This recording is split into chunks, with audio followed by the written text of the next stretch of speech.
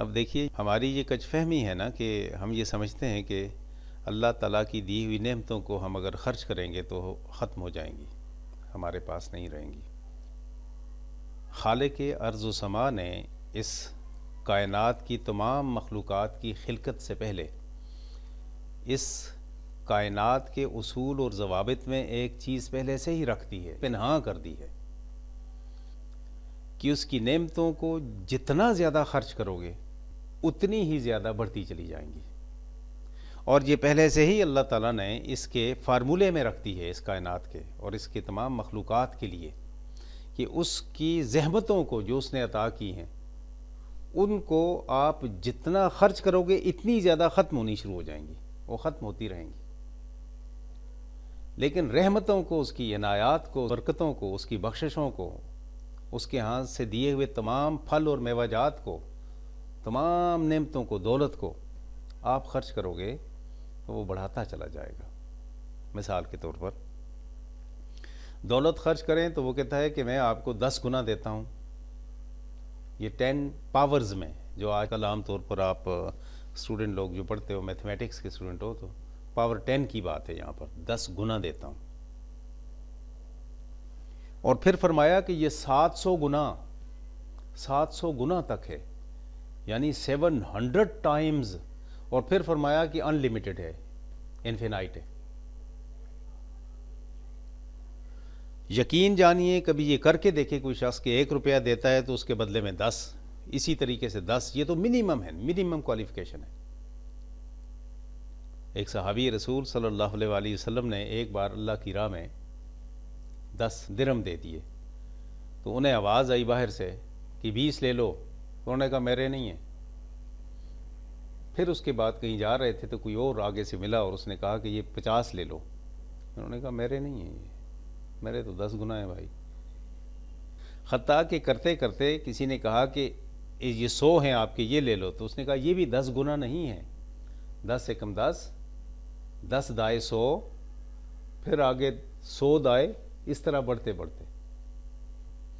بڑھتی چلی جاتی ہے آپ کی دولت، بڑھتی چلی جاتی۔ آپ اپنے عزیز و اقارب کی ضروریات کو پورا کریں، آپ اندر سے بھی سکون محسوس کریں گے، جتنی اللہ توفیق دیتا ہے۔ یہ لازمی نہیں ہے کہ آپ اپنی ضروریات کو پیچھے چھوڑ کر ان کو سب کچھ دے دیں اور خود بھیک مانگتے رہیں، نہیں، اس کی بھی ہرگز اجازت نہیں۔ آپ ان کی ضروریات کو جتنی آپ کر سکتے ہیں، آپ کے قریب ترین والے سب سے زیادہ حقدار ہیں، اور جس نے آپ کے ساتھ گستاخی کی ہے، آپ کو برا بھلا کہا ہے، آپ کے ساتھ اس نے جھگڑا کیا ہے، آپ کو اس نے گالیاں دی ہیں، آپ کو اس نے کمتر سمجھا ہے، اور وہ ضرورت مند ہے، اگر اس کی سب سے پہلے اس کی مدد کرو، پھر دیکھو اس کا رد عمل کیا ہوتا ہے۔ آپ کی یہ دولت بڑھتی چلی جائے گی۔ عزت اللہ تعالیٰ دینے والا ہے، اگر وہ دیتا ہے تو آپ اس کو فراواں کرو، خرچ کرو، دوسروں کی عزت کرنا شروع کر دو، دیکھو تمہاری عزت کتنی بڑھتی ہے۔ رحمت اللہ تعالیٰ کی طرف سے کہیں آتی ہے تو اس کو خرچ کرنا شروع کر دو، دوسروں کے لیے رحیم بن جاؤ تم، دیکھو تمہارے اوپر اس کی رحمت کتنی فراواں ہوتی ہے اور کتنی زیادہ ہوتی ہے۔ آپ لوگوں کا شکریہ ادا کرنا شروع کر دو، صرف کسی معمولی سے بات پہ جو کبھی کوئی شخص آپ کے ساتھ اچھائی کرتا ہے اس کا شکریہ ادا کرنا شروع کر دو، دیکھو لوگ تمہارے پاس بھاگتے ہوئے کتنے آتے ہیں شکریہ ادا کرنے کے لیے، تمہارے پاس وہ کوالٹی، وہ حیثیت، وہ اللہ تعالیٰ کی نعمت بڑھتی چلی جائے گی۔ تم کسی کو معاف کرنا شروع کر دو کسی کی غلطی پر، وہ اللہ تعالیٰ کی دی ہوئی بڑی نعمت ہے کسی کو معاف کرنا، دیکھو تم اس کو خرچ کرنا شروع کر دو، بلا کسی کے طلب کیے ہوئے کہ مجھے معاف کرو، بلا طلب اس کو معاف کرنا شروع کر دو، کبھی کسی سے غلطی ہو جائے، کوتاہی ہو جائے، دیکھو اس وقت اللہ تعالیٰ تمہیں مزید بخشش کی کتنی نعمتیں عطا کرتا ہے۔ تم نیکی کر کے بھولنا شروع ہو جاؤ، کسی کے ساتھ خرچ کر رہے ہو، نیکی کرتے رہو، بھولتے چلے جاؤ، اس نیکی کرنے کی صلاحیت تمہیں اللہ تعالیٰ کتنی دیتا ہے، یہ دیکھتے چلے جاؤ، تم اتنا بڑھاتا ہے وہ کہ جس کی حد نہیں ہے۔ تو یہ نعمتیں اللہ تعالیٰ کی جتنی دی ہیں، اس کائنات کی تخلیق کے وقت سے اس نے، اللہ تعالیٰ نے یہ فارمولہ رکھ دیا ہے کہ میری دی ہوئی نعمتوں کو جتنا کوئی خرچ کرے گا میں اتنی اسے زیادہ دوں گا۔ کہ اس کے ایڈورس آپ دیکھ لیں، کنٹراڈکٹری دیکھ لیں،